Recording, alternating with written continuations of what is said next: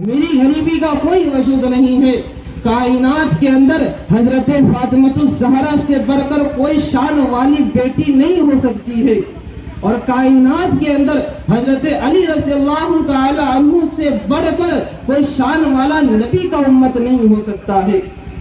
اب یہ کوئی نہ کہے کہ حضرت ابو بکر نہیں، حضرت عثمان غنی نہیں، حضرت عثمان غنی نہیں، یہ تمام صحابہ ترتیب کے حساب سے اپنی جگہ ہے، لیکن جن کے نکاح میں نبی کی لاڈلی، نبی کی شہزادی، نبی کی پیاری بیٹی حضرت فاطمہ کا نکاح ہوتا ہے، ان کا مقام کچھ اور ہے۔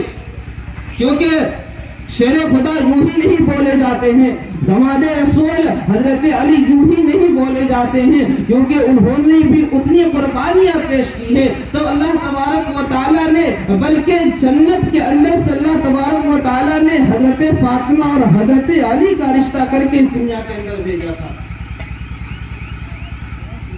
اور یہ رشتہ خود رب تبارک و تعالیٰ نے اپنے طرف سے بھیجا ہے۔ حضرات گرامی، میری باتوں کو غور سے سنیے گا۔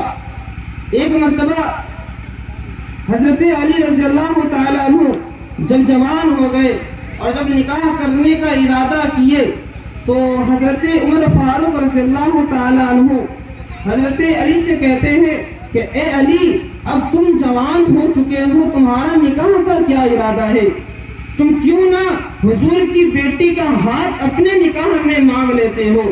تو علی اتنا سنتے ہیں اور کہتے ہیں، اے عمر کیسی بات کر رہے ہو، میں کہاں اور حضور کی بیٹی کہاں؟ میری کیا اوقات ہے کہ میں حضور کی بیٹی کا ہاتھ اپنے نکاح میں مانگوں؟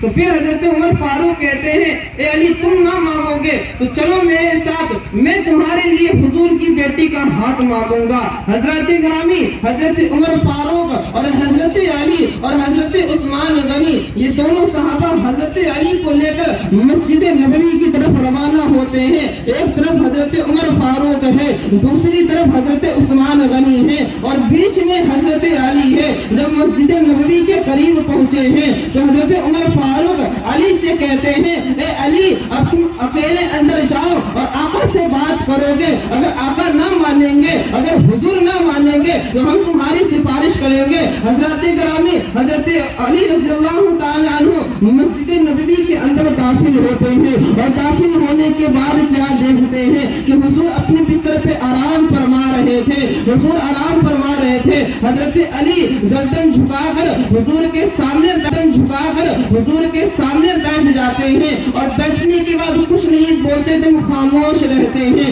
جب حضور کی نگاہ حضرت علی پہ پڑتی ہے تو حضور فرماتے ہیں، اے علی ادھر کیسے آنا ہوا؟ خیریت تو؟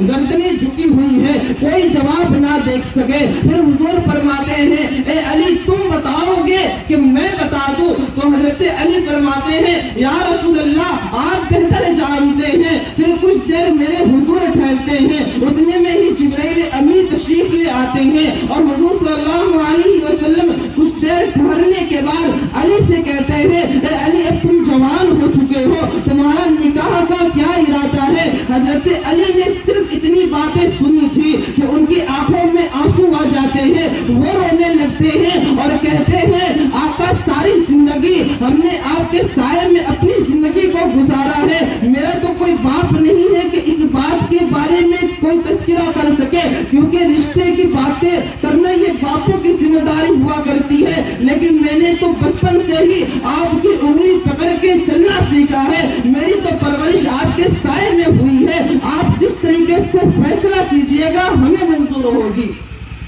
اس کے بعد حضور حضرت علی کو مسجد نبوی کے اندر ٹھہرائے ہیں اور اپنی جگہ سے اٹھے ہیں، اور اٹھنے کے بعد حضور صلی اللہ علیہ وسلم اپنے گھر کے طرف روانہ ہوئے ہیں۔ جیسے ہی اپنے گھر کی طرف روانہ ہوتے ہیں تو راستے میں پھر جبرائیل سے ملاقات ہوتی ہے۔ جبرائیل آ کے عرض کرتے ہیں، یا رسول اللہ کدھر کو جا رہے ہیں؟ تو حضور فرماتے ہیں، اے جبرائیل میں فاطمہ سے اجازت لینے کے لیے جا رہا ہوں۔ تو جبرائیل عرض کرتے ہیں، یا رسول اللہ کس بات کی اجازت لینے کے لیے جا رہے ہیں؟ تو رسول اللہ صلی اللہ علیہ وسلم نے فرمایا تھا، ए जिब्राइल, अली मस्जिद नबवी के अंदर रिश्ता लेकर बैठा हुआ है, एक मर्तबा बेटी फातिमा की मर्जी तो पूछ लिया करूं, एक मर्तबा फातिमा से तो इजाजत ले लूं। तो हजरत जिब्राइल इरशाद फरमाते हैं, या रसूल अल्लाह, कायनात के अंदर और इस ज़मीन के ऊपर हजरत फातिमा के लिए हजरत अली से बढ़कर कोई रिश्ता नहीं हो सकता है।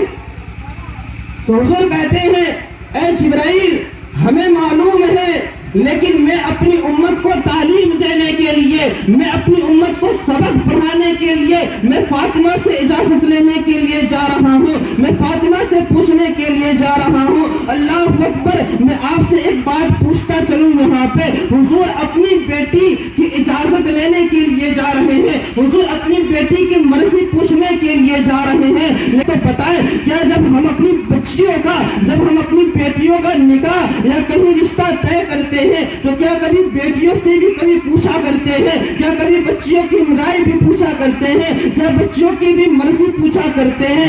नहीं पूछा करते हैं। और जब बेटों का रिश्ता करना हो, जब लड़कों का रिश्ता करना हो, तो अपनी बीवी से कह दिया करते हैं कि हमने फला जगह लड़की की तलाश की है, हमने फला जगह रिश्ता लेकर आए हैं, जाकर अपने बेटे से पूछ लेना कि उसको लड़की पसंद है कि नहीं पसंद है, उसको ये रिश्ता मंजूर है कि नहीं मंजूर है। जब उसकी बीवी अपने बेटे से जाती है पूछने के लिए, तो बेटा ये कहकर मना कर देता है कि आप कौन होते हैं मेरी जिंदगी का फैसला करने वाले, आप कौन होते हैं मेरी जिंदगी के बारे में सोचने वाले, मेरी जिंदगी है और मेरी जिंदगी के बारे में मैं खुद सोचूंगा।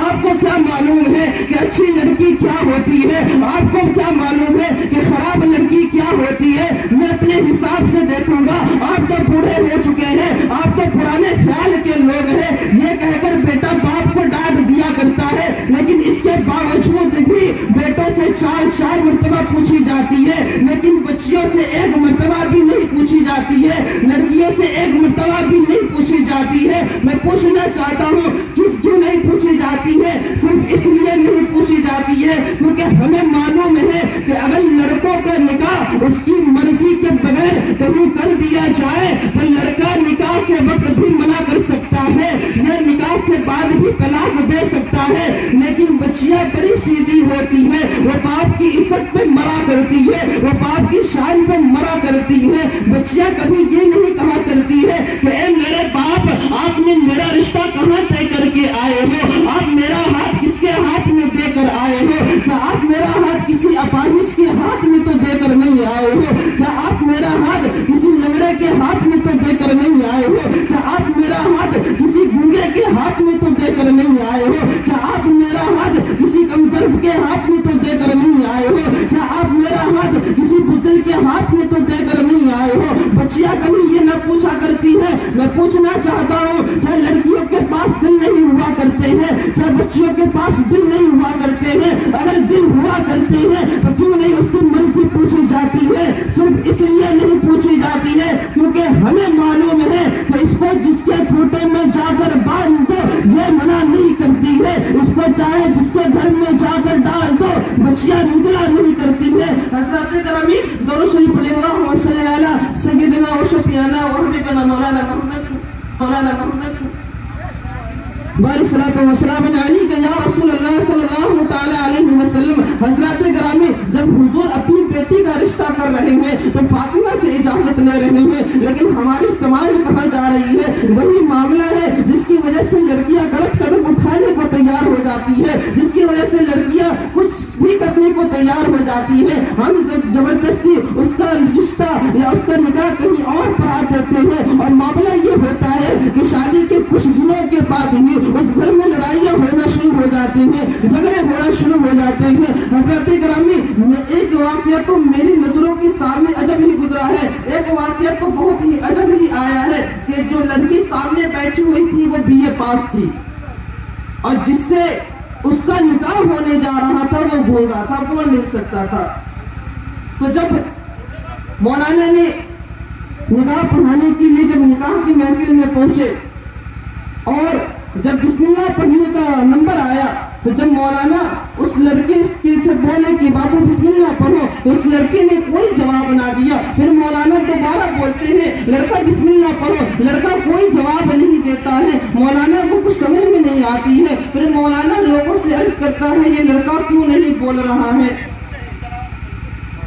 یہ لڑکا کیوں نہیں بول رہا ہے. تو لوگوں نے کہا کہ مولانا یہ لڑکا گونگا ہے, بول نہیں سکتا ہے.